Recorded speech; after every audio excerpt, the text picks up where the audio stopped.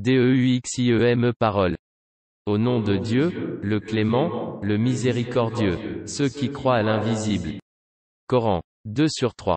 Si tu souhaites comprendre l'importance du bonheur et de la grâce qui se trouvent dans la foi, ainsi que la grandeur du plaisir et de la quiétude qu'elle renferme, écoute cette parabole. Une fois, deux hommes partirent en voyage afin de se détendre et faire du commerce. L'un était vaniteux et malheureux, l'autre se fiait à Dieu et était heureux. Chacun d'eux empruntèrent un chemin différent. L'orgueilleux, égoïste et pessimiste, est tombé en conséquence de son comportement, dans une contrée, pour lui extrêmement funeste. Partout où il va, il voit des pauvres malheureux se lamenter sous l'injustice de terribles tyrans dévastateurs.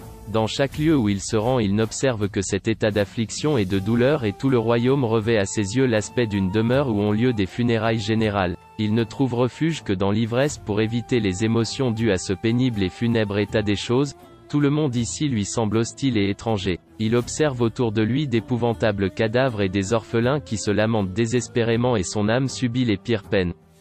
L'autre, qui avait bonne mœur, adorait Dieu, se fiait à lui et recherchait la vérité. Celui-ci trouve, pour sa part, un royaume de toute beauté. En y entrant, il remarque qu'il y a une fête générale et partout des sanctuaires où l'on est emporté par une grande joie. Tout le monde lui semble ami et parent. Il voit le pays comme en fête, pour une démobilisation générale où l'on entend des vivas et des remerciements. Par ailleurs, il entend un roulement de tambour et le son d'une musique enthousiaste accompagnant des louanges pour la grandeur et l'unicité de Dieu, cérémonie en l'honneur d'un appel sous les drapeaux. Tandis que le premier, le malheureux, s'affligeait de ses propres peines ainsi que des souffrances de tous les autres, celui-ci, le bienheureux, se réjouit de son propre bonheur et de celui de tous les autres. Aussi ses affaires lui réussissent et il en rend grâce à Dieu. À son retour, notre bienheureux rencontre l'autre homme et comprend ce qui lui est advenu. Deux lui dit alors: « Mais tu as perdu la raison. Ta laideur intérieure semble se réfléchir sur ton monde extérieur, si bien que les rires sont pour toi des larmes et la démobilisation une occasion pour dévaster et piller. Ressaisis-toi et purifie donc ton cœur si tu veux que ce voile dramatique se dissipe pour pouvoir enfin contempler la vérité.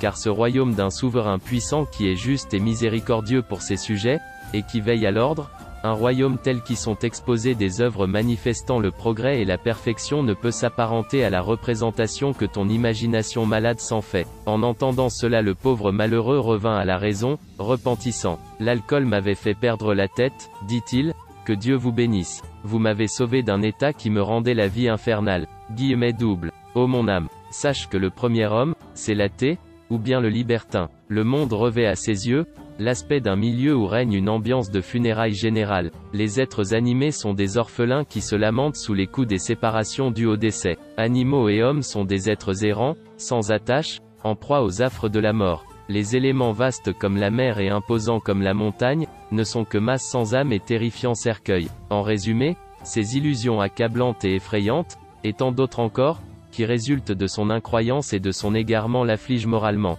Quant au second homme, c'est le croyant qui reconnaît le Créateur. À ses yeux, ce monde est un sanctuaire d'invocation du miséricordieux, un champ d'exercice et d'instruction pour l'homme et l'animal et une arène d'épreuve tant pour l'homme que pour les esprits. La mort des animaux et des hommes est pour eux une exemption, dans la mesure où, ayant rempli leurs fonctions durant leur vie, ils quittent de gaieté de cœur ce monde éphémère pour un autre monde sans vicissitude, ce qui permet de libérer de la place pour de nouveaux employés qui devront à leur tour accomplir leurs tâches. Parallèlement, la naissance des animaux et des hommes est une mobilisation militaire, une entrée en fonction. Les êtres vivants sont de joyeux soldats enrôlés et des fonctionnaires honnêtes et heureux. Tout ce qu'il entend de bruit sont ou des invocations et des glorifications qui préludent aux tâches, ou bien des louanges et des manifestations de soulagement une fois ces travaux accomplis, ou encore, des airs inspirés par le bonheur de l'activité.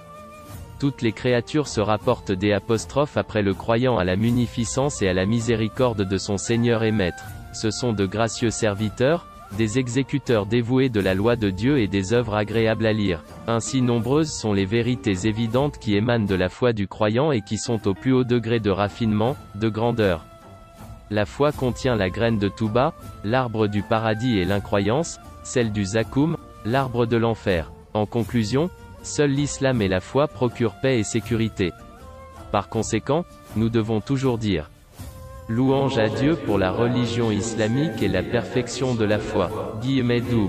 En vous abonnant à notre chaîne, vous pouvez être informé des nouvelles vidéos.